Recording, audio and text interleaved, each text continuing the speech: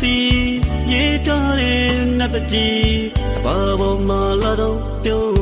ရင်ခွင်မှာနှချိုင်းဆုံးပေးရင်မချစ်ရဆုံးအဖေသမီးလေးရဲ့ကဘာပေါ်မှာလာတော့မပဲကွယ်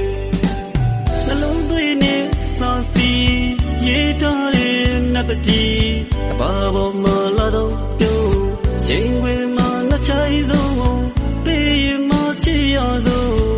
အဖေသမီးလေးရဲ့ကဘာပေါ်မှာလာတော့မပဲကွယ်မချစ်နိုင်နဲ့ကဘာပေါ်ကတချစ်တဲ့အရာလုံးနဲ့ဖေသမီးအပြုံးသူတော့ခါကြချုံတန်တန်နဲ့အဖေတဲ့နှလုံးအဖေခေါ်တဲ့စကားလေးတစ်ခုငါအရေးပြောကတော့မဖြစ်တဲ့နှလုံး